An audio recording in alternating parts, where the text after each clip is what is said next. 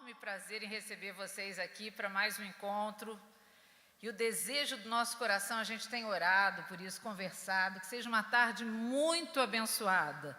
O tema de hoje fala de desigualdade, de inadequação, de preconceito, de discriminação. Então a gente pede a graça de Deus para que, se alguém entrou aqui se sentindo de alguma forma discriminada, menor, abatida, sofrendo algum tipo de preconceito, que haja uma grande restauração, que através desse nosso bate-papo simples, vocês possam ser grandemente abençoadas. E o objetivo desse encontro de hoje, basicamente, é essa renovação, restauração de vidas que, por alguma contingência, às vezes até mesmo por escolhas, possam estar se sentindo nessa tarde meio desamparadas, meio sós, não tem recebido aquele abraço amigo que hoje você receba de todas nós, especialmente de Deus, e que você sinta que há um lugar para você, que tudo aconteceu na sua vida não é à toa, que Deus tem um propósito e que Ele usa as diferentes características, as diferentes vivências, diferentes situações para pintar um quadro lindo, tão lindo como esse trabalho, essa obra de arte que vocês estão vendo aqui. E eu ouvi esses dias que, me corrijam, Malu, que é professora de educação artística, Davi de Michelangelo, né? Que alguém perguntou para Davi, como que você conseguiu esculpir numa pedra de mármore? Ele falou, não, eu só retirei da pedra o que não era Davi. Então, que nessa tarde Deus retire de cada uma de nós aquilo que não for a obra-prima que Deus pensou para cada uma de nós. E então, a dinâmica de hoje, nós chamamos 4 mulheres, vocês vão entender por que cada uma delas, tentando representar um pouco dessa exclusão. Pegamos, cada uma vai representar um tipo de exclusão. Claro que a gente não consegue aqui trazer todo tipo, mas que elas simbolizem e que elas falem desse sentimento, que por diversas razões atinge a vida da gente. Quem aqui será que em algum momento não se sentiu inadequada num determinado ambiente, não se questionou diante de Deus por que eu sou assim? E que algumas respostas possam vir a vocês. E queria também falar para vocês que nesse encontro tudo foi muito carinhosamente pensado para refletir essa desigualdade, desde as nossas roupas, que a gente tentou fazer, vocês vão perceber alguns toques de complementaridade, mas diferentemente das outras vezes, não está tudo igual, até no nosso lanche.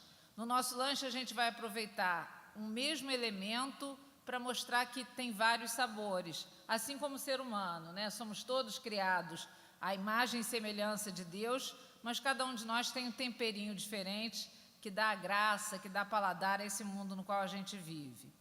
Então eu queria chamar aqui 2 outros lembretes.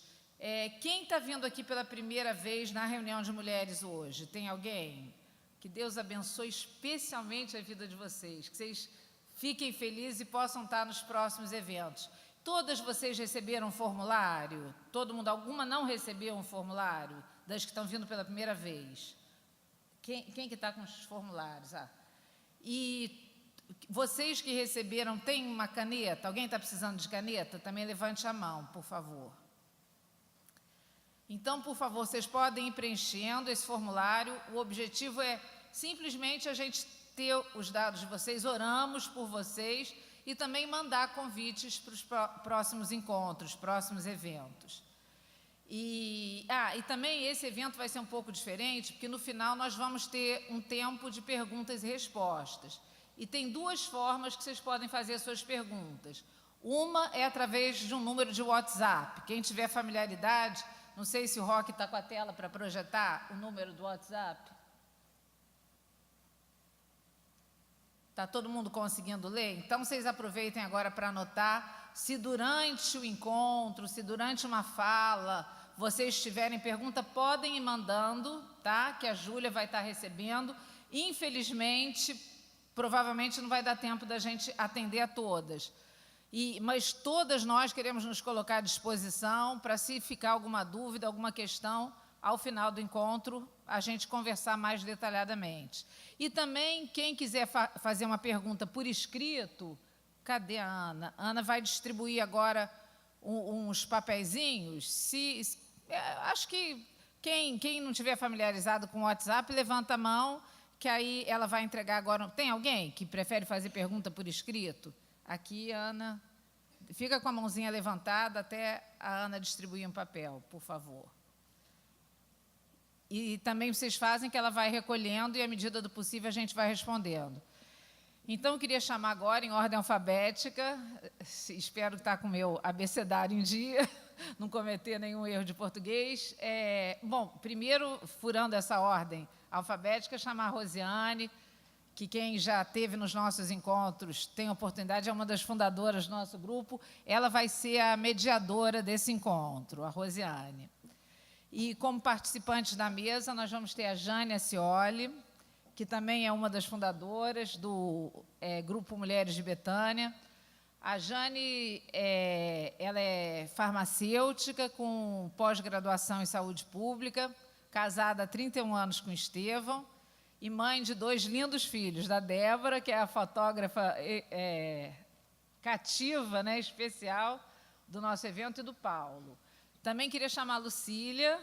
Lucília é psicóloga clínica, trabalha também na Fundação Oswaldo Cruz, e é casada há 10 anos, e, entre outros qualificativos, ela é filha do fundador aqui da igreja, do reverendo Antônio Elias. Consequentemente, minha cunhada, muito querida e preciosa.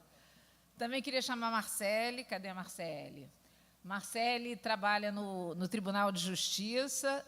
Ela é mãe de 3 lindos filhos e avó de 6,5, porque a Maria está chegando. Que mês, Marcele? Fevereiro. Então, está chegando. E ela disse que ela é pós-graduada em maternidade e em netos. Então, essa ela diz que é a maior qualificação dela. E, por fim, a Thalita. Thalita, nossa caçulinha da mesa. Thalita é uma jovem aqui da igreja, formada em Relações Internacionais, fazendo pós-graduação em Políticas Públicas. E a gente está muito grato a Thalita por ela ter aceito o nosso convite, grata a todas vocês.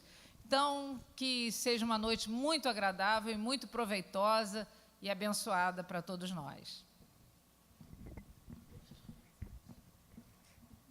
Boa tarde a todas. Como Mônica já falou, nosso objetivo aqui é conversar um pouco sobre esses modelos não encaixáveis nas caixinhas que a sociedade tem nos imposto, como de padrão de sucesso, de perfil perfeito de mulher, de dona de casa, de esposa, de mãe de filhos, de profissional. Nem sempre é da forma que a gente gostaria. Às vezes, a gente faz escolhas que são positivas, escolhas que nos levam a alguns caminhos não tão fáceis. Às vezes, a gente se torna desigual simplesmente por causa do endereço onde a gente nasceu, por causa do DNA que nós levamos no nosso código genético. Enfim, há muitas circunstâncias que levam a alguém sair desse padrão estabelecido. E isso traz, com certeza, muito sofrimento para as pessoas, muita dificuldade. É muito difícil você colocar alguém que é um formato quadrado numa caixa redonda ou vice-versa. E a gente é muito cruel com isso, a sociedade é muito cruel. E o que a gente pretende hoje é conversar sobre isso, sobre talvez você que tem caminhado nessa desigualdade ou se sente diferente, seja um tempo de resgate, um tempo de libertação, de repensar, de traçar novos rumos. E nós aqui, não tem sentido a gente discutir aqui um tempo e conversar se a gente não pensar conforme Jesus, como o Senhor pensou. Nós estamos aqui num ambiente, né, de pessoas, em sua maioria cristãs, acredito eu, e existe o outro lado da história. Nós, como cristãos, como vemos esse desigual? A gente quer um tempo também de repensar na nossa postura, na forma que a gente olha o outro. Às vezes a gente pensa que, olha, está tudo resolvido para mim, mas não é bem assim. Esse olhar de Jesus de arrebanhar a todos, das mais formatos diferentes e situações, é isso que a gente quer buscar aqui também. É um repensar, uma análise do outro lado, de quem se sente desigual, daquele outro que não se sente tão desigual, mas que não tem lidado com essa outra pessoa da maneira que deveria e como o Senhor tem nos orientado a ser. Então, a gente vai começar aqui fazendo uma pergunta, que é para as 4, a mesma pergunta. Ah, sim. Nós temos um vídeo, e aí a gente vai assistir e depois a gente começa a conversar. Vivemos em um mundo intolerante. Todos os dias, nós, mulheres, sofremos preconceitos, ouvimos críticas e engolimos o que não gostaríamos de engolir. E os motivos são os mais variados, injustos, superficiais. É por ser feia demais ou bonita demais, por ser magra demais ou gorda demais, por ser feminina demais ou por não ser feminina o suficiente. É por ser certinha demais ou alternativa demais. Somos julgadas por sermos brancas demais, negras demais, altas demais, baixas demais, por sermos feministas demais, por não pensarmos fora da caixa, por sermos profissionais demais, por não nos preocuparmos com a carreira, por querermos casar e ter muitos filhos, ou por não querermos casar ou não querermos ter filhos, por darmos prioridade à carreira e deixarmos a família de lado, ou por darmos prioridade à família e sairmos do mercado de trabalho, por querer ser uma profissional de sucesso, ou por sonhar em ser uma mãe formidável, por sonharmos sonhos muito altos ou por não sonharmos o suficiente. O padrão que nos é imposto é um em que nunca se é perfeita. Nunca ninguém se encaixa. É o etéreo do existir, é o inalcançável. E somos ensinadas a pensar por esse padrão, duro, injusto, sem misericórdia. Nos ensinaram a sermos como ele, a ver o mundo através de uma lente suja e a medirmos as pessoas com uma régua que não nos aprovaria. O que não nos ensinaram ainda é que diferenças não são defeitos. Então, eu gostaria de lançar a primeira pergunta, começando aqui por Thalita. Por que você está aqui hoje, sentada aí nessa cadeira, discutindo um tema desigual? Primeiramente, boa tarde a todas e todos. Respondendo a pergunta sobre a questão de eu estar aqui hoje, é porque eu nasci e cresci em uma estrutura aparentemente igual. Eu nasci em uma família cristã, minha família é negra, óbvio, como vocês podem perceber por mim, e eu estudei a minha vida toda nos melhores colégios de Niterói, tive uma boa educação, e aparentemente eu era igual a todos que estavam ali. Mas, na verdade, pelo simples fato de eu ser como eu sou, negra, era um fator de diferenciação. Então, por mais que eu estivesse no mesmo patamar e tivesse as mesmas condições que todos ali, eu era sempre vista como diferente. Então, os olhares, a forma como era tratada, os discursos, tudo isso revelam que, por mais que você aparentemente esteja inserida em uma estrutura igual, mas você ali é desigual. Então, eu estou aqui hoje por isso, para demonstrar que, infelizmente, no país que nós vivemos, o racismo ainda é muito forte. E, por mais que nós alcancemos vários degraus, por mais que nós consigamos chegar a certos locais e a ter certas posições, ainda assim, nós continuamos sendo vistos, não pelo que nós somos, mas simplesmente pela cor da nossa pele. Marcele. Boa noite também para todo mundo. Eu acho que eu fui convidada para participar porque eu me divorciei há 31 anos atrás. E parece que não, mas uma pessoa divorciada e também de um meio cristão, a gente sente que tem preconceito, sim, que tem discriminação, sim. Então, eu acho que eu fui convidada por isso, para falar da minha experiência nesse tempo de estar sozinha, né? Porque a gente é visto como uma pessoa que está disponível, né? A mulher que está sozinha, ela, principalmente para os homens e para as mulheres casadas, ela está disponível para qualquer coisa, e para as mulheres ela é uma ameaça para os maridos. E ninguém percebe que não é nada disso. Eu acho que existem casos e casos, mas a gente não pode generalizar, como a gente está conversando aqui. Então, é uma coisa que a gente pensa que não existe preconceito, né? Mas eu acho que ainda existe, sim, preconceito, sim, com uma mulher que resolve estar separada e criar os filhos sozinha, né? Então, eu vim falar por isso que eu estou aqui. Então, na ordem aqui, Lucília agora vai dizer, porque está com a gente aqui compartilhando desse tema. Bom, boa tarde, eu estou muito feliz de estar aqui, muito obrigada pelo convite. E eu estou muito gripada, então vocês não estranham assim, essa voz sexy, porque a gripe.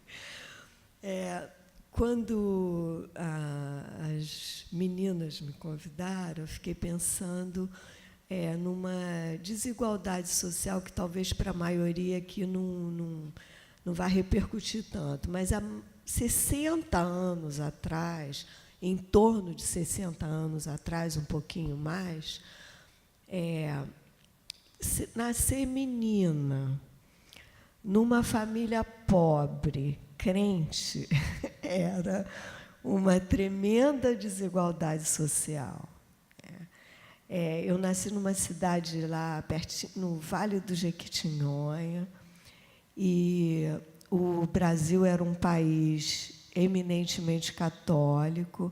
É difícil da gente lembrar disso hoje, mas ser crente naquele tempo em que eu era criança era estranho. E os crentes eram muito hostilizados, assim, muito perseguidos. Então, e a pobreza também, depois eu vou ter oportunidade de falar mais sobre isso, mas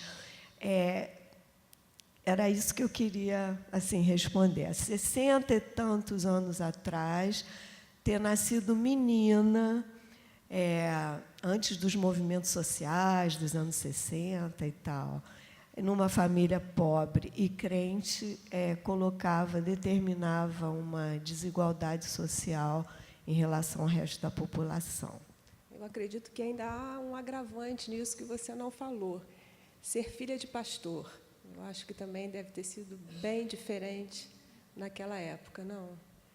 Eu até falei com as meninas ontem que a gente morava aqui em São Francisco, né?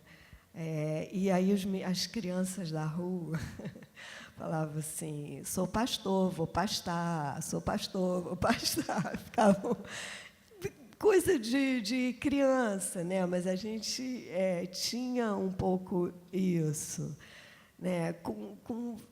Assim, não sei se era mais tarde, talvez, falar um pouquinho mais disso. Em termos familiares, foi diferente, mas tinha uma expectativa de um padrão, né, de filha de pastor, de família crente e tal. Que eu não segui. Desculpa aqui interromper, e também que a gente conversou. Vocês desculpem, eu esqueci de falar que eu vou ser mais ou menos aquele grilo falante. Me colocaram nesse papel, que de vez em quando dá uma inserida. A questão também da maternidade, né, de você ser uma mulher que não tem filhos e que convive bem com isso. Acho que talvez seja também, não sei como você sente, mas talvez algumas aqui se sintam desiguais nesse aspecto. Não sei se você quer falar eu pensei em falar nisso na segunda parte, na segunda rodada. Né, assim, a primeira impressão, o primeiro choque assim, da pergunta, a primeira coisa que me veio à mente foi isso, né, de ter nascido menina há 60 e tantos anos atrás e numa família pobre e crente, no Brasil da época. Então, a gente se reúne para pensar sobre o tema, né? Então, eu não estava aqui quando elas já tinham decidido desigual. E eu achei o máximo, porque eu falei para mim, nossa, desigual sou eu. Mas fiquei com aquilo guardado para mim. E na reunião, quando elas começaram a decidir quem iria falar, elas não tinham ninguém para falar sobre depressão. E eu também não me liguei. Eu cheguei em casa e Deus falou assim para mim, engraçado, você não conhece nada sobre depressão, né? Eu falei, conheço. E aí ele falou, e você não vai falar para elas? E daí eu me reportei a elas. Eu sou filha de um casal muito desigual. Meu pai veio de uma família muito pobre, sem estudo e muito bonito. Minha mãe era de uma família muito rica e influente, tinha estudo, mas tinha uma autoestima péssima. Eu não sou fruto eu não fui planejada. E o casamento dos meus pais nunca foi aceito pela família da minha mãe. E isso gerou uma crise muito grande na nossa família. A minha avó se suicidou no dia 24 de dezembro de 1977. A minha mãe se suicidou há 3 anos. O irmão da minha avó, que era um tio queridíssimo, ao qual eu passava as férias, porque eu sou de Campos e a minha família, muitos eram de Macaé também. E eu passava as férias em Macaé. E eu ficava muito com esse meu tio, ele foi padrinho do meu casamento, e ele se suicidou também. Então, assim, como diz a minha filha, nós temos uma vibe de depressão muito grande na família. É interessante porque nós aqui, mulheres, a gente acha que estamos todas juntas, principalmente no ambiente cristão, e que não há essa divisão. Quando a gente começou a pensar sobre esse tema, e cada um colocando a sua história, né, no próprio grupo, eu comecei a ver assim que há uma situação meio que velada. Por isso a gente apostou nesse tema. É uma situação velada entre nós, porque a sensação é que estamos todos juntos, porém não é bem assim. Até conversei com as meninas, assim como se estivesse todos no oceano, só que no meio do oceano um aquário. Então, quem está dentro do aquário está achando assim, pô, estou com você lá, o tubarão passou, a baleia passou, olha aquela alga, olha aquela concha. E aí o peixinho que está dentro desse aquário resolve fazer nados mais distantes. Quando ele se atreve a fazer isso, ele dá de cara com vidro. Então, nessa conversa, eu comecei a perceber que a gente pensa que está todo mundo junto, mas há compartimentos de exclusão, e porque é um aquário, porque há um vidro, a sensação é que estamos nadando nas mesmas águas. Isso, para mim, foi forte. Talvez para você não seja tanto, mas acho que a gente tem que repensar a maneira com que a gente se relaciona com o desigual, com aquele que não está tão formatado com aquilo que a gente está acostumado, com aquilo que é cômodo para nós. Tudo que foge do padrão incomoda. Então, a gente vai assim meio que se relacionando numa superficialidade, muitas vezes. E aí eu queria agora começar a conversar um pouco, aproveitar que você tem aí a carta na manga para a segunda rodada, falasse um pouco como é que foi ser mulher há 60 anos atrás, crescer sendo mulher, numa sociedade ainda patriarcal, filha de pastor, pobre. Quais foram as marcas que isso imprimiu sobre a sua vida, com alguns detalhes a mais que ela vai falar, né? Também da história do casamento, da maternidade, enfim. A Rosiane ontem tinha falado para a gente assim, de 3 temas, né? E nessa segunda parte a gente ficou conversando um pouco sobre dores, né? Dificuldades em relação a assim, ser fora do padrão. E aí eu fiquei pensando algumas coisas, vou ser rápida, mas assim, na adolescência, minha adolescência foi bem difícil, acho que não só para mim, mas para a família também. Foi uma adolescência difícil. Eu falei do desigual social. É importante falar que a minha família, uma família de pastor, com tudo isso que eu falei, era uma família muito inclusiva, muito aberta, muito acolhedora.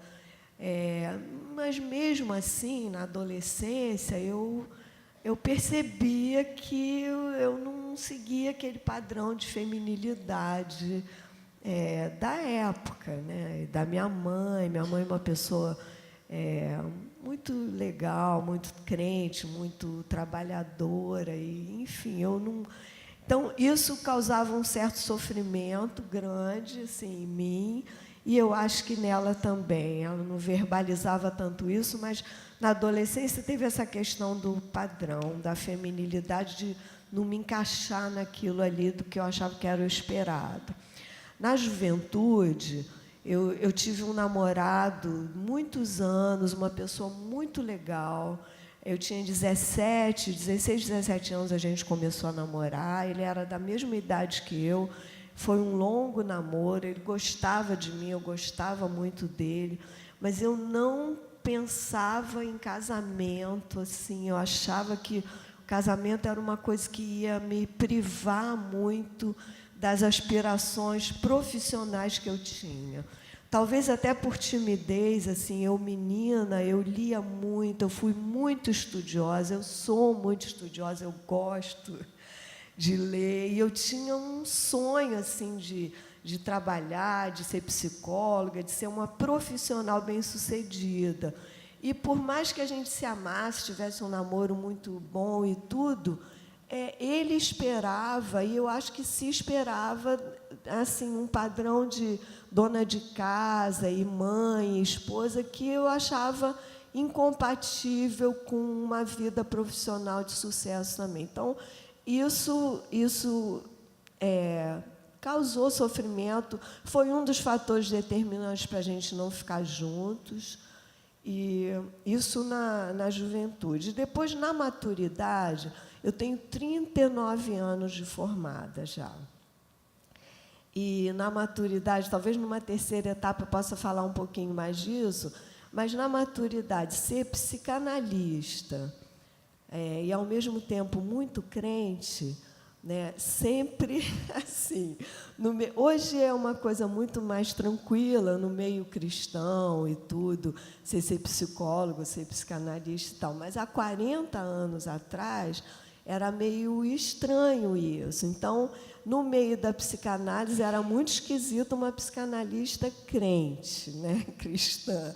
E, no meio evangélico, a gente ouvia também muitas piadinhas a respeito de uma cristã psicanalista. Então, isso não foi uma dor, um sofrimento, mas eu lembrei uma frase da Clarice Lispector, que eu li há muitos anos atrás, que calava fundo assim, ela falava: eu me sinto sempre inadequada. Então, é uma coisa que você nunca está assim, muito à vontade, mas não foi um sofrimento. Mas esses 3 momentos, assim, Na adolescência, ver que eu não correspondia àquilo que eu achava que era um ideal de feminilidade ali, vigente, especialmente da minha família, da minha mãe. Na maturidade, essa questão de não querer me casar, nem ter filhos, assim, porque eu achava que isso ia impedir uma carreira profissional. E, na maturidade, essa fronteira aí do psicanalista muito crente há 40 anos atrás. Thalita, queria saber um pouco como é que foi, quando a gente fala de você, jovem negra, e sofreu preconceito, a gente pode expandir isso aí para todo tipo de preconceito que a gente sofre, né? Não só como mulher, na sociedade.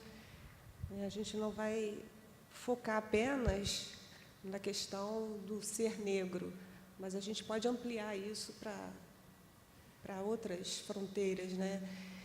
A questão do bullying também, eu queria saber como é que sobrevive um adolescente numa classe média, onde não é a maioria negra.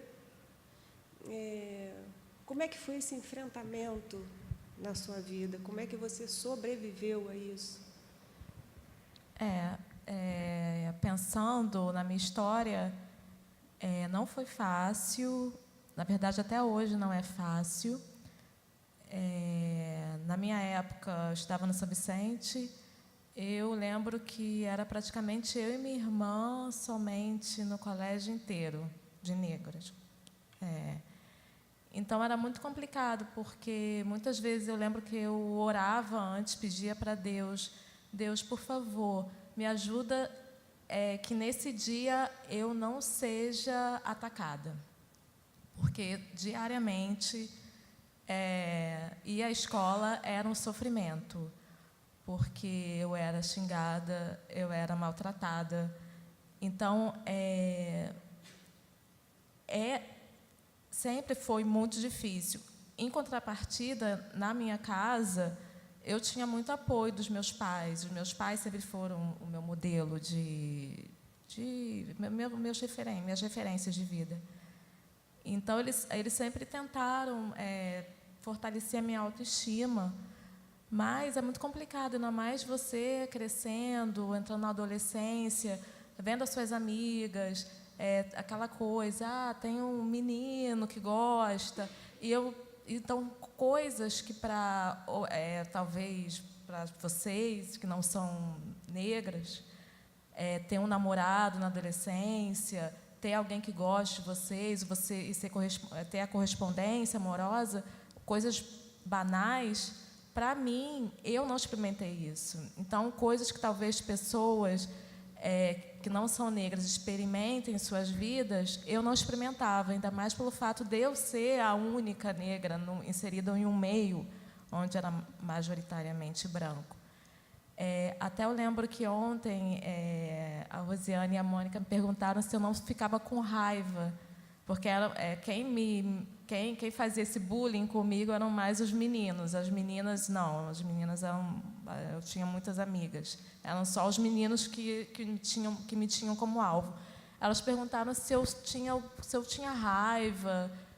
Aí eu parei para pensar e falei, eu não tinha raiva. E até hoje eu não tenho. Inclusive, eu falo com todos eles hoje.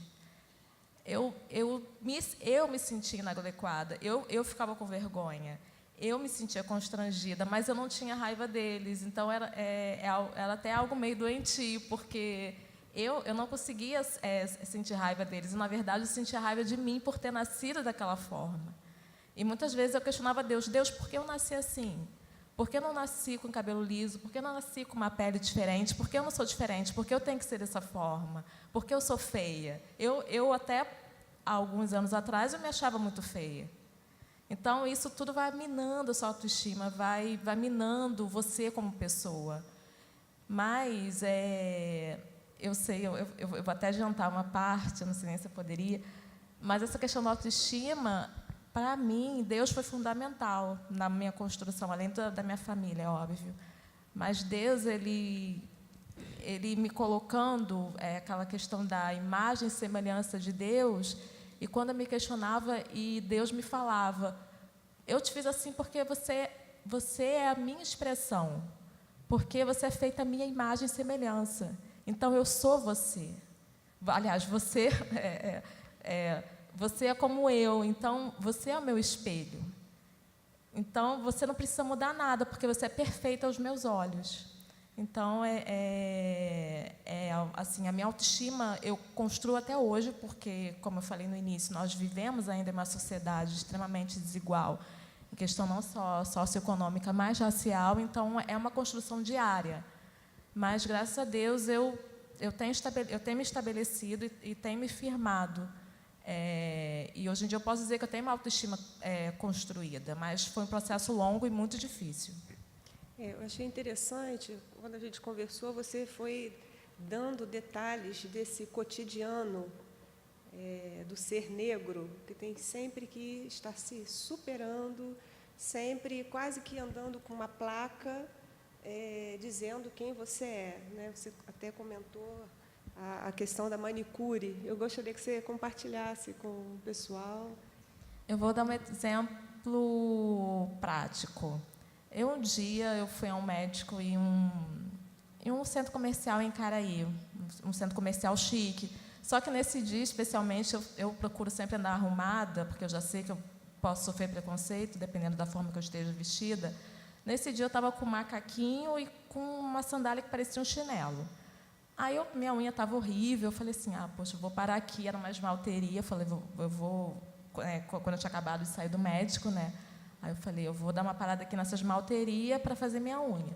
Quando eu entrei, quando eu falo assim, parece que é exagero, gente, mas não é exagero. Eu entrei, todo mundo parou e olhou para mim. Manicure, cliente, quem estava naquele ambiente parou e olhou para mim como se eu fosse um ET. Aí eu via, mas eu falei, eu vou entrar. Eu entrei. Aí perguntei para a recepcionista, eu gostaria de fazer unha. A ela, eu não sei se tem horário. Eu falei assim, tá, mas você pode ver para mim, por favor? Aí ela, tá, eu vou ver se tem. Ela, mas é R$50. Como se eu não tivesse dinheiro para pagar, R$50. Aí eu pensei assim, caro. Falei, não tem problema, nem que fosse R$100, mas eu ia pagar para mostrar que eu podia e que eu tinha o direito de estar ali fazendo a minha unha. Que não é porque eu posso aparentar não ter dinheiro pela cor da minha pele, não só simplesmente pelo fato de estar mal vestida aos olhos daquelas pessoas, mas eu estava ali como ser humano, então eu deveria ser bem atendida como qualquer outra pessoa que estava ali. Então, assim, são certos tipos de coisas que talvez para quem não é negro é até mesmo banal, é bobo, mas a gente sente. Às vezes você tem que saber como você tem que sair. Às vezes eu evito sair de chinelo porque as pessoas acham que você não é nada, pelo simples fato de você ser negro e estar andando com chinelo. Então, você tem que, às vezes, ser mais. Eu até estava conversando com as meninas sobre a questão do imposto negro. Você sempre tem que mostrar ser mais, você sempre tem que fazer mais. Se você estiver em um patamar, você tem que mostrar que você pode mais pelo simples fato de você ser negro. Infelizmente, esse é o país em que nós vivemos. A Marcele agora vai falar um pouquinho, né, da história dela, que eu acho que é mais do que a ruptura do casamento, né? Ela tem uma história de ter tido uma filha, enfim. Eu gostaria que você contasse um pouquinho mais em detalhes a sua história, porque há não sei quantos anos atrás exatamente, mas ser separada já era um estigma. Ter tido filho antes desse casamento deve ter sido muito pior. Né? Você veio de uma igreja evangélica também, que existe assim um tabu diferente do que, de repente, fora desse meio acontece. Então, gostaria que você falasse para a gente. Bom, eu eu namorei o meu marido por 5 anos. E a gente era completamente apaixonado. A gente tinha planos de casar e tal, mas o problema é que não deu tempo de casar antes de ter o neném. E aí eu engravidei.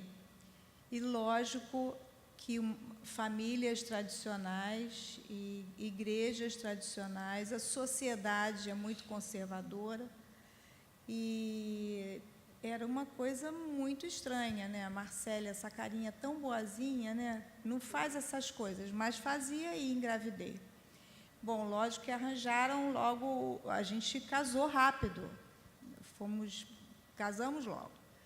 E aí tivemos a Martina, e muito engraçado, que uma pessoa muito próxima da nossa, assim, da família e tudo, queria que me convencer, que fez umas perguntas assim, você sabe que isso é errado, que ela é filha do pecado? Isso foi feito só uma vez, não foi? Você se arrepende? E, ao mesmo tempo, não, eu não me arrependia nada e não era filha de pecado nenhum, era filha de um grande amor, de uma grande paixão, de uma coisa linda. Como todos os meus filhos são filhos de amor mesmo. Mas era muito estranho isso. Aí depois eu tive meu segundo filho e nós nos separamos por desencontros. Nos separamos e eu fiquei... eu me mudei assim de igreja porque é muito estranho você voltar para aquele lugar, né? Existem preconceitos, sim.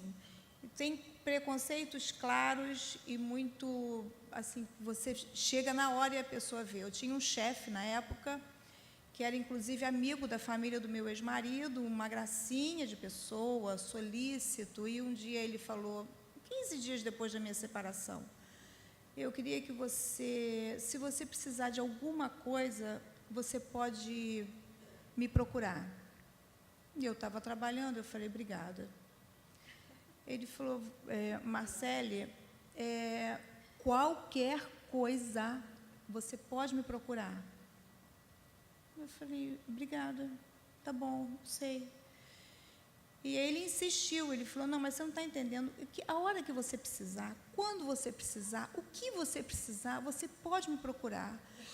Aí que eu me liguei, que a oferta era muito além do que eu estava imaginando, e era justamente essa coisa, você passou a ser disponível.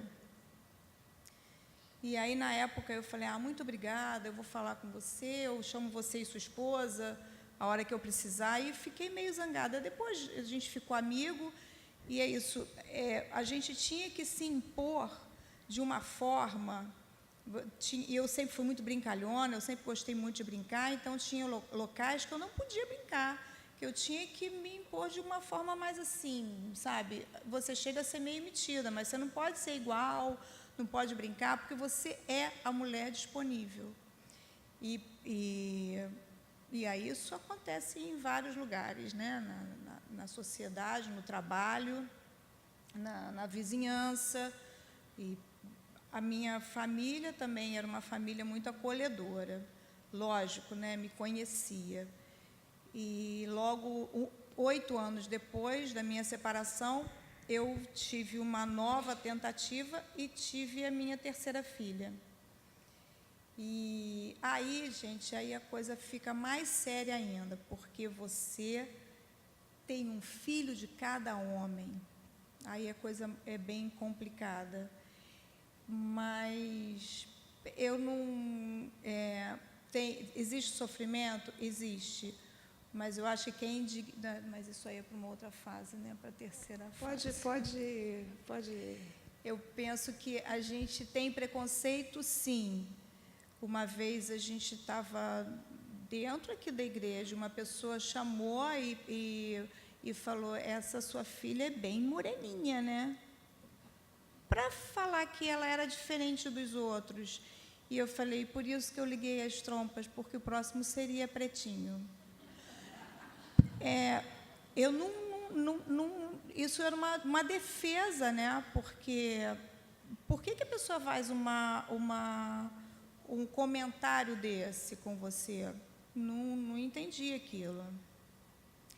Então, a gente sofre preconceito, sim. E eu acho que isso não acabou, não. Eu penso que é todo mundo muito moderno, tudo muito legal, tudo mais barato, mas existe o preconceito, sim. A gente ainda sofre isso, não só na igreja, mas fora da igreja também. E você tem que se impor muito. O que eu acho assim, de maravilhoso nisso tudo, né, que a Thalita falou, a Marcele, a Lucília, a Jane ainda vai falar um pouco mais, é que todo esse resíduo que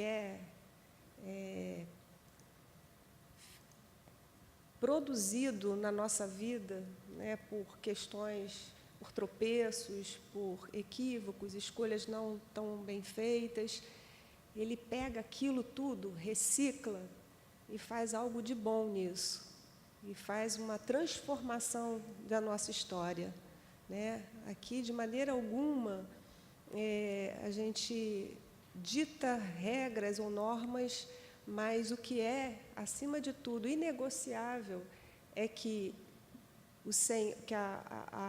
o caminho, a regra em que a gente se baseia está sempre na palavra, naquilo que o Senhor estabelece, no projeto de vida que Ele tem para nós, independente daquilo que fugiu, saiu do trilho, né? Ele pega e faz uma grande transformação, e a gente vai poder falar sobre isso.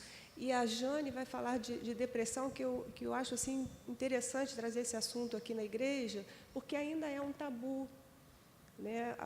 Muita gente acha que o crente não pode sofrer de depressão. Quando a gente pensa que depressão é uma doença, a gente vai encarar a depressão como uma dor no estômago, como uma enxaqueca grave, como um câncer, que é uma doença como outra qualquer. Eu sei que existe uma linha muito tênue entre a depressão e a opressão, talvez por isso a gente faça essa confusão, mas é preciso entender que existe, sim, a doença, por falta de produção de algumas substâncias que vão até o cérebro, enfim, a gente não vai falar sobre a fisiologia da coisa, mas é necessário que a gente entenda isso, porque nossa tendência é rotular. Quem sofre de depressão está precisando orar mais. Existem as depressões que são reacionais por uma situação traumática que você viveu. A gente tem histórias até na Bíblia. Elias viveu um tempo de tristeza, de depressão, se encavernou, literalmente, mas precisamos entender também e ver como doença. E é um tabu tão grande que, normalmente, a gente consegue falar assim, olha, eu estou com uma dor de cabeça, olha, eu estou com uma dor no estômago, olha, eu vou fazer uma punção e talvez o resultado, ore por isso, mas dificilmente você vai chegar para alguém, olha, eu estou com uma depressão, porque isso vem junto com derrotismo, com falta de fé, com falta de espiritualidade. Como eu disse, existe algo que se parece muito com a depressão, que é realmente espiritual, e às vezes se confundem, mas a gente precisa também separar isso, entender que existe a doença. Então, a depressão, assim, nítida para mim, a primeira, foi quando eu fiz 20 anos. Aí eu me lembrei da minha filha, porque quando ela fez 20 anos, ela também entrou numa crise. E ela é tão novinha, nem 30 anos tem. Eu fiz 20 anos e aí eu falei, gente, acabou a brincadeira, agora é só estudo e trabalho. Eu sempre fui muito estudiosa, porque não vim como Thalita de uma família estruturada. Eu vim de uma família desestruturada e uma família que não me queria, entre aspas. Mas Deus me quis, né? E por isso Ele me fez e fez eu nascer. E então eu me apeguei muito aos estudos. O estudo foi uma âncora na minha vida. E uma outra coisa também importante na minha vida é que meus amigos sempre tiveram uma família super sólida. Eu me cerquei dessa maneira, Deus fez dessa maneira para que eu pudesse ter uma base para construir a minha família, porque eu não tive isso. E namorei meu marido 5 anos. E quando a gente resolveu se casar, eu entrei em depressão. porque eu tinha medo que acontecesse o que aconteceu com os meus pais. E a misericórdia de Deus foi tão grande que 1 mês antes de eu me casar, eu me converti. Eu casei 13 de abril de 1985. E se eu não tivesse Deus na minha vida, eu não teria 31 anos de casada e não teria 2 filhos e não poderia ter constituído essa família. Outro fato foi nos 50 anos. Do nada, na semana que eu ia fazer 50 anos, eu tenho 55 anos, eu comecei a chorar. Eu não tinha motivo para chorar. E eu comecei a chorar. E aí o Estevão, mais a Débora, estavam fazendo uma festa surpresa para mim. E eles tudo combinando, assim, eu não sabia de nada, realmente eu não sabia. E ele, vamos, no dia que eu fazia anos, vamos jantar. A gente estava no Rio, não quero jantar, eu quero ficar em casa. Eu chorava, não tinha motivos para chorar. Mas eu fiz terapia durante 20 anos. E durante 20 anos eu tratei da minha relação com a minha mãe, que era péssima. Eu demorei a ter filhos, eu demorei 5 anos a ter filhos, porque eu morria de medo de repetir o histórico péssimo de relacionamento que eu tinha com a minha mãe. E, para a misericórdia de Deus, eu não tenho esse péssimo relacionamento, nem com a Débora, nem com o Paulo. E então Deus faz dessa maneira. Apesar de ter toda essa história de suicídio, de depressão, é uma coisa que a gente tem em negrito na família. Mas a gente tem que ficar esperto, a gente tem que se tratar, a gente tem que buscar a Deus, porque tem a questão genética, tem a questão da predisposição, tem a questão de... é uma opção, né? Você quer se tratar, quer ficar bem? A minha mãe, eu nunca fui elogiada, nunca. Eu, quando fiquei grávida, num domingo na escola dominical, eu recebi um versículo da minha mãe: ai daqueles que amamentam. Eu fiquei, assim, estarrecida. Quem me socorreu foi Maria José Elias. Porque eu falei, gente, quem vai poder me dar um consolo? Fui direto para a classe onde ela estava dando aula e ela falou, não, você está equivocada. Não é? Eu demorei anos para tratar até isso em terapia, porque eu tinha vergonha de dizer que a minha mãe me entregou esse versículo. Mas em toda a minha vida, eu sempre, o desestímulo ou não elogio que a minha mãe me dava, eu sempre reverti isso em bola para frente. Vamos, porque você é capaz. E sempre tive muita fé. E, por isso, estou aqui, pela misericórdia de Deus. É importante lembrar que as doenças existem, mas a palavra de Deus também nos ensina a orar pela cura, né? A gente não pode esquecer disso. A gente constatar uma doença e, olha, eu estou doente, pronto, está tudo acabado. A gente, como cristão, não pode esquecer disso, que o Deus que a gente serve é um Deus de cura, é um Deus de restauração. Enquanto Ele não faz a obra completa, enquanto Ele não cura, enquanto Ele trabalha na doença, algo que precisa ser trabalhado no seu caráter, enfim, ou qualquer coisa, quaisquer outras coisas, a gente não pode deixar de orar, porque essa é a recomendação, né? E a Lucília, na realidade, assim, eu vejo que o ser diferente da Lucília difere um pouco do ser diferente de vocês. Para ela, isso foi mais bem resolvido. Ela fez a opção de casar mais tarde, fez a opção de estudar, mas tem muita gente que, aqui no nosso meio, talvez, ou que conhece alguém, pode compartilhar essa história, que não casou ou não teve filhos e vive amargurado por isso, né? Então, eu queria ouvir um pouco de você, o que você diria para essas pessoas. E aí eu me lembro do povo que estava cativo na Babilônia, e o que era a recomendação? Vamos viver enquanto a gente está aqui no cativeiro, vamos casar, vamos dar-se em casamento, vamos vivendo a vida.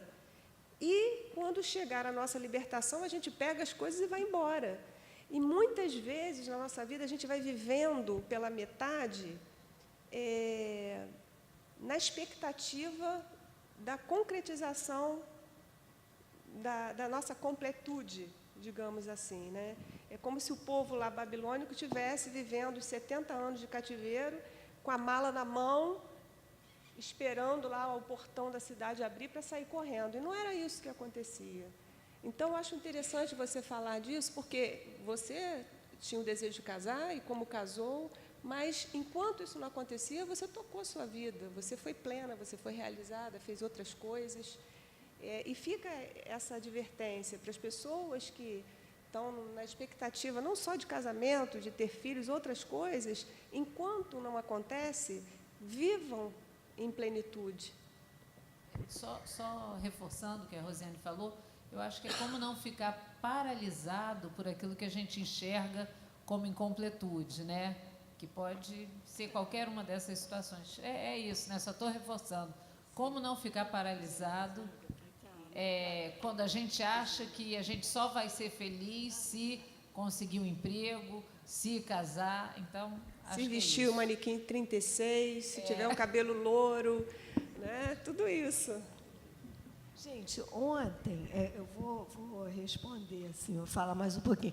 Mas ontem foi tão gostoso que a gente estava sentado assim, conversando um pouquinho sobre o ser desigual para cada uma. E eu estava falando para as meninas, para a Thalita. Gente, tem gente talvez um pouquinho, acho que não tem ninguém aqui da minha idade, talvez um pouquinho mais, tem uma ou outra pessoa. Mas vocês não imaginam, eu falei, Thalita, a gente, assim, naquele tempo, você com uma moça de 15 anos entrar num bar para tomar um café era inadmissível. Isso não existia. Era quem é pré-movimentos sociais lá dos anos 60 não tem ideia do que era ser mulher naquele tempo, assim, um pouco diferente do padrão. Na igreja, né? Hoje, Marcelo estava falando em divórcio e tudo. Eu me lembro que eu era menina, eu me lembro que tinha uma pessoa desquitada na igreja. Eu acho que vocês não sei quem se lembra disso. Gente, era muito brabo isso, porque uma mulher desquitada era uma mulher que, primeiro, não podia se casar de novo.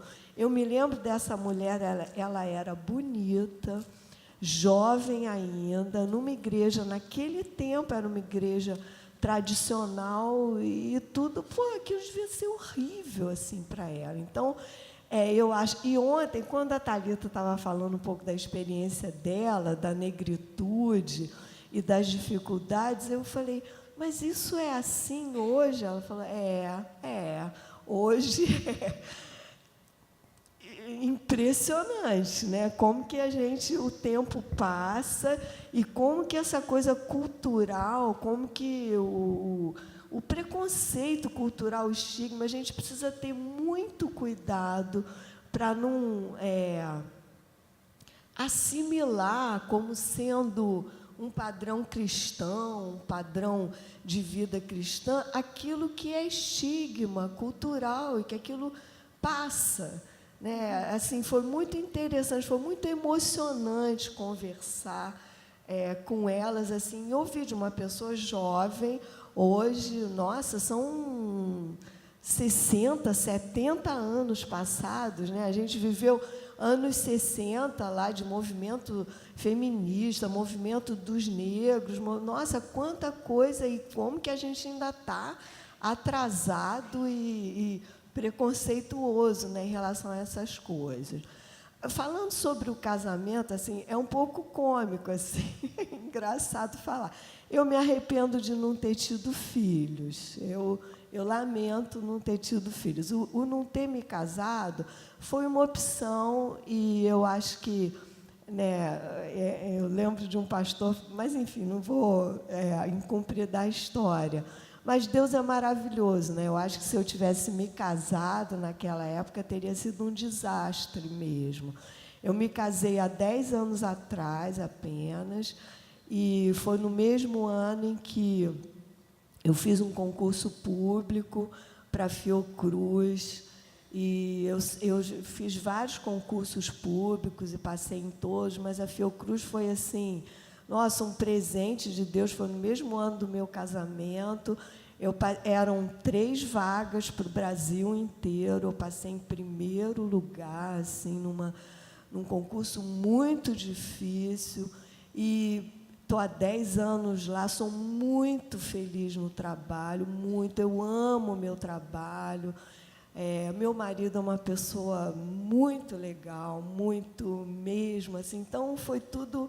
eu lamento não ter tido filhos. E eu não... foi uma opção não ter tido filhos, porque eu não tinha... Eu não amava uma pessoa, eu não estava com alguém, achei que não dava para ter filhos assim, né? Eu vou ser rápida, assim, mas... como todo mundo falou de uma superação, né? Deus é muito figura, né? Assim, Deus é muito peça, Ele é muito brincalhão. Eu fiquei retomando aqui a história. Eu tive esse namorado muitos anos, depois a gente, né, foi cada um para um lado e tal. Eu viajei, eu passei 1 ano nos Estados Unidos num intercâmbio cristão. Foi muito importante para mim. Depois eu me formei, tudo. Depois eu era professora, estava dando aula, gostando muito, tudo. Mas aí eu pedi demissão, botei mochila nas costas, já coroa, mais de 30 e tantos anos, e fui viajar, fui para a Europa, colhei uva, fiz um monte de coisa assim fora do padrão também. Foi uma experiência bem legal. Bom, aí voltei de lá e tudo, e aí um dia, visitando um amigo, eu conheci uma pessoa que me encantou. Durante esses anos todos, eu namorei muito pouco, e eu nunca me apaixonei assim por ninguém nesse período todo. E eu acho que eu não era também uma pessoa muito atraente, não. Assim, tinha umas mitologias na época, né? E a gente gosta de se sentir inteligente, tal, estudiosa, né? E as pessoas falam, não, homem não gosta de mulher inteligente, né? Homem não gosta. Não, Cília, não se preocupa, não. Pô, mas todo mundo arranja namorado, eu não. Não, mas é porque você sabe como é que é. Eu me lembro de uma amiga, também crente aqui, que ela falou, Cília, o que mais me irrita é quando aquele cara chega e fala assim, olha, eu te respeito muito, te admiro muito, você é uma pessoa tão bacana, eu não vou querer namorar você, porque pode não dar certo. Mas, enfim, aí, nesse período todo, já bem coroa, assim, já bem mais velha, eu conheci uma pessoa e me apaixonei. Conheci, assim, um cara, nossa, eu achei ele uma gracinha, e a gente se apaixonou. Foi uma coisa rápida, e eu cheguei em casa. Eu estava afastada, assim, da igreja, do Senhor. Eu fiquei alguns anos fora da igreja. E do Senhor mesmo, fiquei longe. Eu cheguei em casa, me ajoelhei, já morava sozinha, me ajoelhei e falei, Senhor, puxa, eu sempre aprendi, e minha experiência de vida toda foi que você é um Deus de amor, né? E nesses anos todos poxa, não amei ninguém, agora eu me apaixonei. Me mostra o que é o verdadeiro amor. Levantei e tal. E aí, 2 semanas depois, ele se apaixonou por outra pessoa. E aquilo, para mim, foi assim, puxa vida, né? E um pouquinho de tempo depois, eu acho que não foi nem 1 semana depois, o Senhor me chamou e me deu uma experiência de amor com Ele. O Senhor, assim, um banho de amor, uma reconversão, um chamado, uma coisa maravilhosa, assim, e atendendo ao meu pedido, né? Quando eu pedi para o Senhor, eu pensei numa coisa de homem e mulher e tal, daquele cara tão interessante, e o Senhor se revelou para mim de uma maneira, assim, extraordinária, maravilhosa. E aí, Telzinho era pastor, aqui foi o primeiro pastorado dele, né? Eu estava relembrando ontem também que aí eu vim para a igreja, mas eu era muito assim arredia, não queria muita conversa com ninguém. Eu vinha de bicicleta e deixava minha bicicleta ali fora. E um dia um amigo, também não foi namorado, mas um amigo daqui da igreja sentou perto de mim e falou assim, eu saía quando era o finalzinho do culto, antes de dar a bênção e ir embora. E aí ele chegou e falou assim, aquela coisa bem legal quando a pessoa cutuca você, né, irritante? Amiga, eu amarrei minha bicicleta na sua. E aí ele era uma figuraça. E a gente, o Daniel Cardoso, que vocês conhecem, Daniel Cardoso estava há 1 ano na igreja e ficava em pé lá atrás, não conhecia ninguém, não falava com ninguém, estava ali, ficou 1 ano ali. E aí Deus, através também da graça, né, dele, do Theo, do meu pai, da Moniquinha, a gente começou uma célula aqui na casa dos meus pais. E eu estava contando para as meninas que Deus juntou todas as peças raras, né? Era Daniel, que estava 1 ano aqui sem falar com ninguém, eu que tinha horror a contato, e aí alguém amarrou a bicicleta na minha, Marcelinha estava chegando também, o Pepe, que era uma pessoa que estava aqui também, vindo da Inglaterra, todo educado, elegante, e chegava na cela, todo mundo falava ao mesmo tempo, e ele ficava britanicamente, excuse me, não conseguia falar. E tinha uma pessoa, gente, que ia à célula e sentava de costas para a reunião. Era assim, tinha a sala, a gente abria a porta, Marcele pode comprovar, isso era verdade.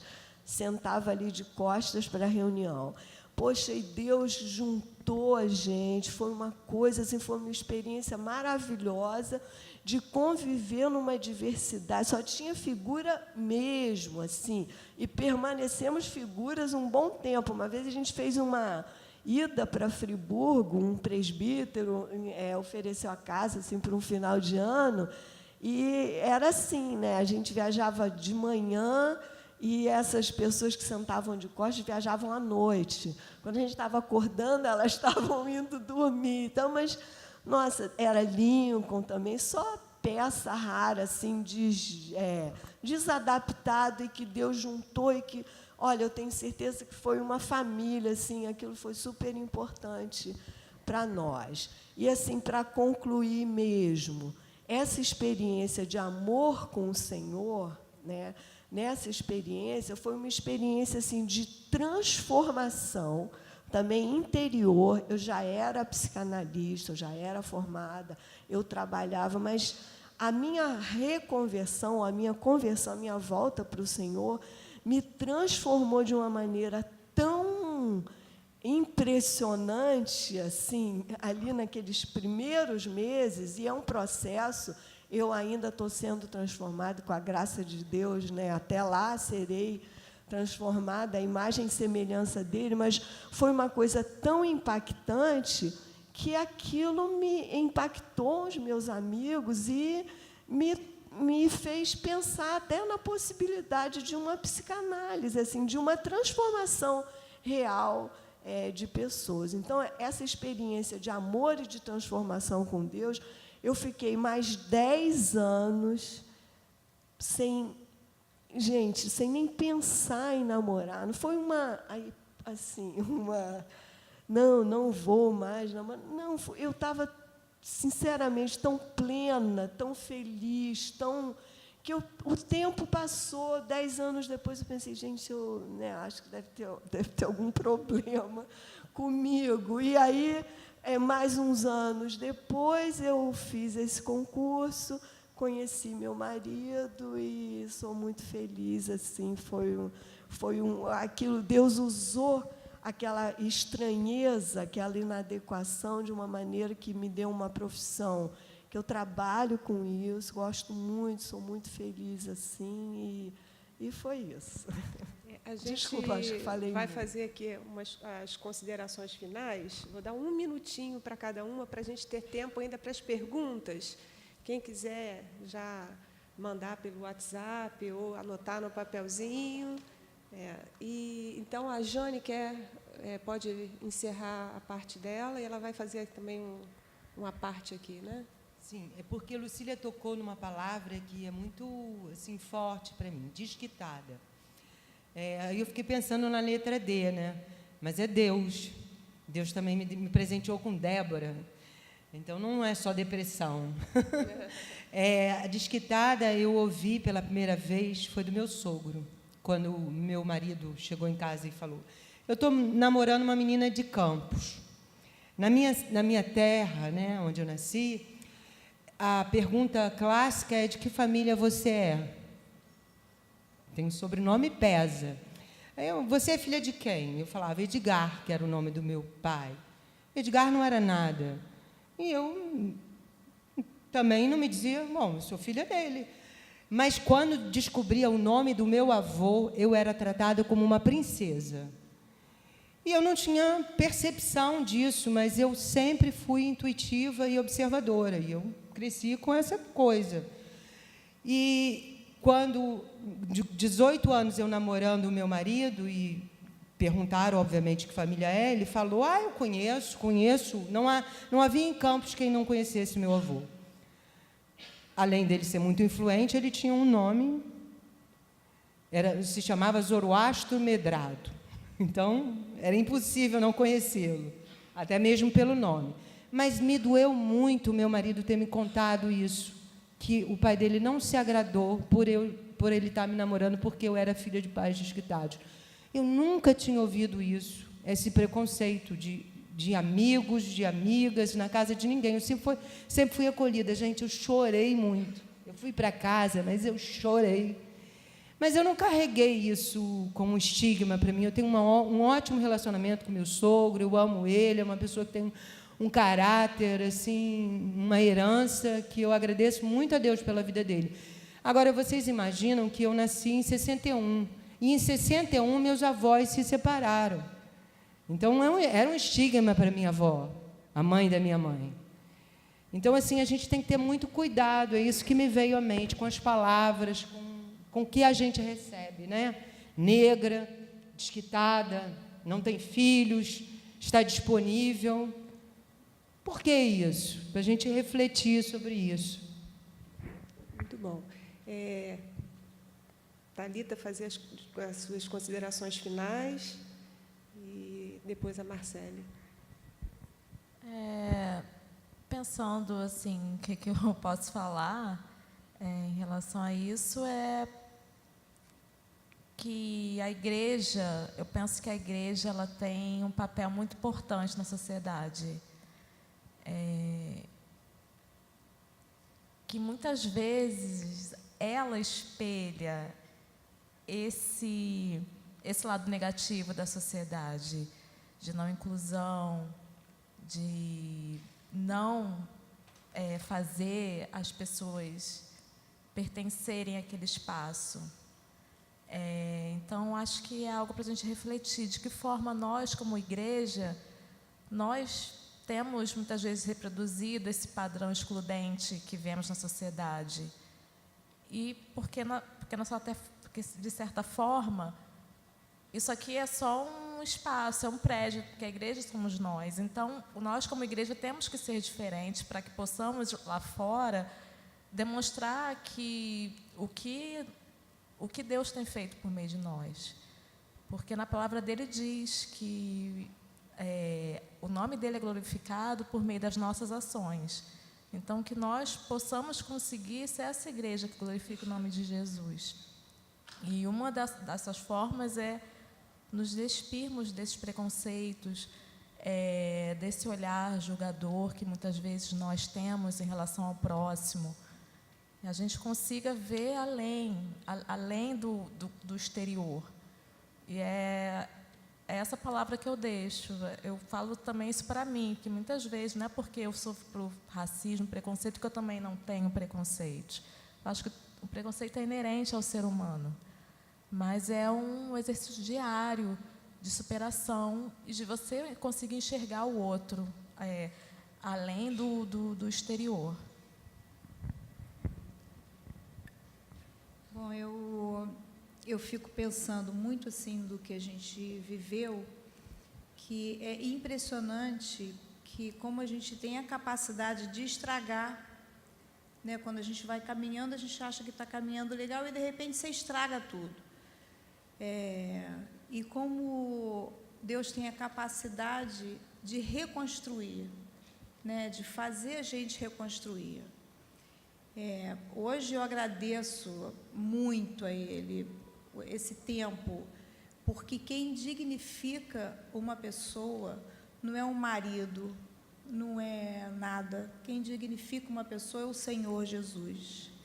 Ele dignifica, é Ele quem te dá dignidade para você continuar caminhando. Isso é a coisa mais fantástica que a gente tem. Eu não estou falando que é bom não ter marido, é bom ter marido. Cada um tem uma forma de viver. E o Senhor é que vai construir a tua vida, apesar das confusões que a gente faz. Porque a gente é danado para fazer confusão. Mulher, então, é uma coisa impressionante. Mas é maravilhoso saber como é que Deus refaz a vida da gente. E vai mostrando. Ele não só refaz, como Ele vai te mostrando. Olha o que eu estou fazendo por você. Quando os meus filhos ainda eram bem pequenos, essa igreja sempre teve casais exemplares. E a gente recebeu um pastor e Theo me chamou e falou: Marcele, a gente vai receber um pastor e eu queria saber se você pode acolhê-lo, levar para a tua casa. Eu falei: que engraçado, como é que Theo, com tanta gente na igreja, pede para uma divorciada, né, acolher um pastor. Não era solteiro não, gente, ele era casado. Ele não queria me casar com esse pastor, não. Mas isso foi uma coisa assim tão significativa na minha vida, da confiança que Deus fez Ele depositar no meu caminho, na minha vida. E eu morava num lugar super distante, quer dizer, alguém podia pensar: caraca, ele vai mandar esse pastor com essa mulher para esse lugar distante, né? Uma casa, eu morava numa reserva. E foi um grande amigo. Depois, não acabou nesse. Depois veio um outro, Paul Freston, que a primeira vez o Theo pediu para ele ficar na minha casa. Na segunda vez, ele mesmo ligou e falou: posso ficar aí? Eu falei: claro, vem. E ficava sempre na minha casa. Então, isso é maravilhoso, a forma com que Deus refaz a vida da gente. Os meus filhos não têm traços de filhos de pais separados. Não sou eu que estou falando isso. Uma professora de música, uma vez, me chamou e eu estava falando: as crianças têm que ir embora porque eles vão para a casa do pai. Ela falou: ué, mas o pai não está com você? Você é o quê? Eu falei: não, eu sou divorciada. E ela falou: mas eles não têm traço de filho de pais divorciados. E eu falei: não porque eu sou uma pessoa gente fina, não, mas é porque eu sigo a um Deus que dignifica e que mostra para os meus filhos que Ele é o Pai e que a gente pode ter uma família completa, né? E eles são bênçãos na minha vida. E a Mariana, que depois foi criada praticamente sozinha, só eu e os meus filhos e a minha mãe e tal. Então, é maravilhoso ver isso, como Deus refaz. E que a gente não tenha medo nunca, nunca, porque é Ele que refaz todas as coisas. Eu acho que é isso que eu queria passar. Amém. A gente vai passar agora, então, para as perguntas. Eu não sei se elas vão ser direcionadas a cada pessoa. Sim. A primeira vai ser direcionada a você, Rosiane. Se possível, gostaria que o grupo abordasse o preconceito que há em relação à mulher que tem um filho ou uma filha homossexual. Olha, o papel da igreja é o mesmo de Jesus. Vinde todos. E aí, Deus vai tratar de cada um conforme o seu coração. No início, eu já havia dito que a gente fala de inclusão, isso é verdade, mas não abre mão de alguns princípios que são inegociáveis. Acho até que essa pessoa poderia procurar, eu acho que esse assunto é um assunto bem profundo, até o pastor da igreja, para conversar um pouco sobre isso. Mas o que eu posso dizer é que a igreja deve estar aberta para quem entra ali, seja um homossexual, seja um travesti, seja uma prostituta. Aqui é o lugar que eles devem estar, encontrar Jesus, e aí, a partir daí, a construção cabe ao Senhor, não a mim, do que eu penso, do que eu escolheria, enfim, a construção é com Deus, assim como Ele fez comigo e fez com cada uma de nós. Espero ter podido, pelo menos, responder um pouco disso. Agora vou ler aqui uma parte da pergunta que vai ser para a Lucília. Sou psicóloga e sexóloga. Falar de sexo nos ambientes cristãos ainda é um tabu muito grande. A igreja prega uma vida celibatária para pessoas solteiras, o que na prática nem sempre acontece. Como lidar com isso? Eu agradeço a pergunta. Acho uma pergunta super importante, pertinente. É incrível, né? Que a gente já viveu tantas mudanças e revoluções em relação à sexualidade, mas a sexualidade é um ponto importante mesmo da nossa vida. A sexualidade é uma questão de identidade, quem que a gente é. Eu acho assim, se há muitos anos atrás a gente vivia uma ultra repressão sexual, hoje a gente vive uma incitação sexual muito associada ao consumo, e eu acho que deve ser muito difícil ser solteiro aí nesse tempo. Eu acho que é importante que a igreja conversasse mais abertamente sobre esse tema, sim, talvez em pequenos grupos, talvez há coisas que talvez para a gente não expor as pessoas, talvez não num grupo assim grande, mas eu acho importante a gente conversar sobre isso. Concordo com quem fez a pergunta. Ainda é um tabu, ainda é difícil falar sobre isso. No início, eu falei que agradecia muito estar aqui. Eu acho muito, muito legal esse movimento aí com as mulheres, né, da diferença. Mas hoje a gente convive com diferenças, né? Pessoas homoafetivas, transexuais. Cada vez mais um mundo de diversidade muito relacionado à sexualidade. Eu não tenho resposta, não, mas eu acho que a gente, com a graça de Deus, na presença do Senhor, sendo honesto, claro, e conversando e orando juntos, a gente vai conseguir caminhar por esse mundo complexo aí que a gente vive. Eu acho que cada época tem a sua complexidade. Os desafios de hoje são diferentes, mas eu acho que o desafio em torno da sexualidade permanece importante. Agora eu vou ler aqui um comentário que é a respeito assim de todas e do evento em si. E depois tem uma pergunta que vai ser para a Thalita, que complementa um pouco do que você falou. Quero agradecer a vocês a coragem e o desprendimento em falar com naturalidade sobre o sofrimento de cada uma. Me identifiquei muito com cada situação. Em geral, nós, mulheres, somos muito preconceituosas.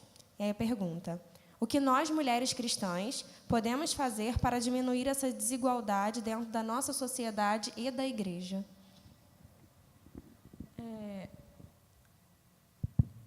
Eu acho que nós, como mulheres, para diminuir um pouco essa desigualdade cá entre nós, foi aquilo mais ou menos o que eu fechei, né? O que eu falei anteriormente. É você ter essa capacidade de olhar o próximo, de você deixar... Acho que a questão do preconceito é muito você olhar somente para o seu umbigo e pensar dentro de uma caixa. Então, é você conseguir olhar para o próximo e ver além dele, ver a história, ver a bagagem, ver o porquê de algumas vezes as pessoas agirem de certas maneiras. Então, acho que a partir do momento que você consegue olhar através da capa, da casca, você, de certa forma, vai construindo um ambiente mais igualitário, um ambiente onde haja maior compartilhamento de ideias, de histórias de vida. Essa é a minha visão. Acho que, quando a gente se está disposto a realmente a querer conhecer o próximo, além dos nossos preconceitos, daquilo que a gente vê, que muitas vezes a pessoa aparenta uma coisa e ela não é aquilo. Então, acho que quando você se dispõe a realmente conhecer o seu próximo e a olhar além dessa capa, a gente consegue viver assim em uma comunidade, que é além do que uma sociedade, mas uma comunidade realmente. E eu vejo que... Eu já vou terminar. Eu vejo assim, que a Betânia, ela busca isso.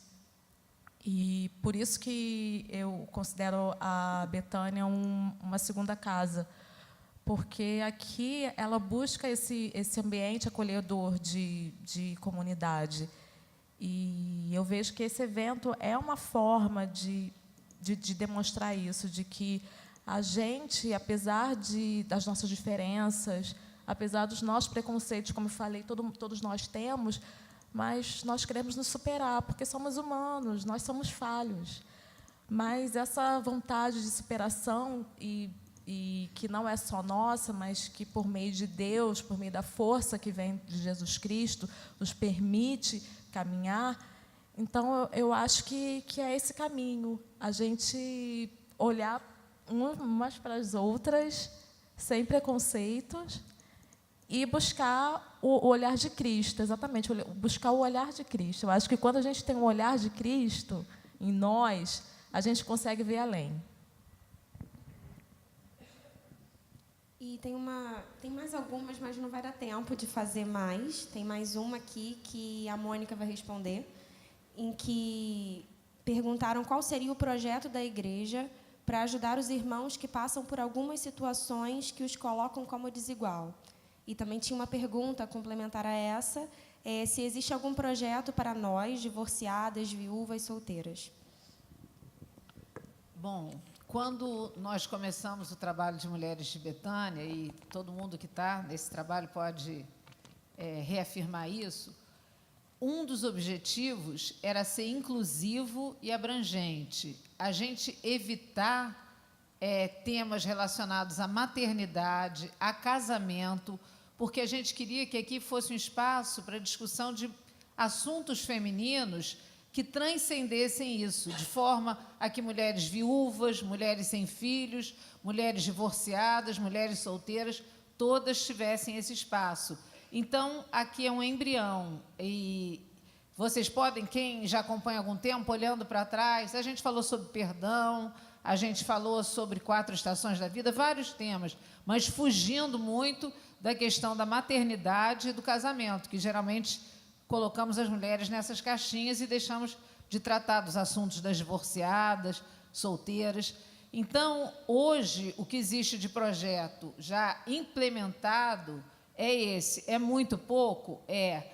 Eu acredito que não há, no momento, nada especificamente sendo pensado, mas quero dizer que eu e todas nós e os pastores estão abertos para, se alguém sentir desejo, tiver uma sugestão de um trabalho mais voltado ainda, para as mulheres divorciadas, solteiras, que a gente está aberto para isso, mas que as Mulheres de Betânia têm esse pressuposto de ser um ambiente em que toda mulher, de qualquer faixa etária, estado civil, raça, se sinta acolhida e tenha um ambiente de comunhão. Então, é isso. Acabou a resposta? Eu só queria responder todas as outras perguntas que não foram feitas ou respondidas. Eu vejo assim em Jesus a resposta. Jesus foi um desigual. Se a gente pensa assim que desde o momento em que ele reuniu os apóstolos, ele já começou sendo desigual, Ele pegou uma galera completamente diferente, Pega Mateus, que era um matemático, pega João, que era o amoroso, afetuoso, pega Pedro, bronco, que vai de um extremo ao outro. Eu te amo, eu não te conheço, não, quando a coisa pegou para ele, né? E aí eu entendo que Deus vê o potencial de cada um, vê o coração das pessoas, Ele vê no que você pode se tornar.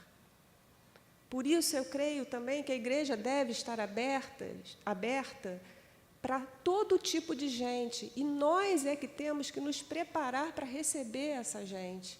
Porque o trabalho, quem faz é o Senhor. A transformação, quem faz é Deus. Eu não vou colocar ali na porta, não entre, se você não for assim, se você for chocar, se você for diferente. Aqui é o lugar onde há essa transformação. Nós é que deveríamos repensar se nós estamos sendo a igreja que abriga essas pessoas. E também me chama a atenção que Jesus foi assim desigual no trato com as mulheres, no sentido de que, naquela época, as mulheres não eram sequer contadas. Nós éramos qualquer coisa, não éramos um número, assim, não éramos consideradas nesse sentido. E o Evangelho de, se não me engano, em Lucas, várias passagens fala de Jesus com seus encontros com as mulheres. E eu vejo nisso um resgate da dignidade da mulher. Né? Eu vejo nisso uma consideração, porque não era comum homem falar com mulher. E Jesus não só falou, como falou com mulheres completamente alijadas da sociedade. E não só isso, mas se Jesus estivesse vivendo nesse tempo agora, ele já teria ido jantar lá na casa da Cláudia Cruz e do nosso deputado federal Cunha, porque ele foi na casa de Zaqueu. Ele também teria dito, não lance pedra sobre essa mulher de programa, porque ele fez isso. Não tinha esse nome, mas tinha a mulher adúltera. Só que a diferença dessa atitude de Jesus de ir na casa dessas pessoas que jamais poderíamos pensar, não é possível, que decepção. Ele ia para fazer diferença. Aquela casa era mudada, aquelas pessoas eram mudadas, aquelas vidas eram transformadas. Então, o que eu gostaria hoje que ficasse, que nós fôssemos como Jesus, totalmente deixando de lado os pré-conceitos, mas abraçarmos para que haja uma transformação. Não simplesmente abraçarmos, mas não para aí, vírgula, para que haja essa transformação. A partir de mim, hoje Jesus não está aqui fisicamente, mas Ele está em espírito. E nós somos a gente, muitas vezes, nós somos os braços, né, de Jesus. Então, eu queria que ficasse isso para cada um de nós. A gente vai assistir agora um vídeo, finalizando aqui a nossa parte. Vivemos em um mundo intolerante. E somos, muitas vezes, intolerantes com a diferença, com o diferente. Somos vítimas e algozes. Tantas vezes julgamos com a mesma severidade com que somos julgadas. Tantas vezes queremos caber dentro de uma caixa que não é a nossa e viver um padrão em que não nos encaixamos. Ao olhar o mundo e os outros com essa lente distorcida e suja, trazemos um peso enorme para nós mesmas. Nossa dureza de coração recai sobre nossos próprios ombros. Então, por que fazer isso conosco? Por que fazer isso com o outro? Existe, porém, uma lente perfeita, límpida, cristalina, que nos enxerga sem pré-conceitos e enxerga quem somos de verdade, enxerga quem nascemos para ser.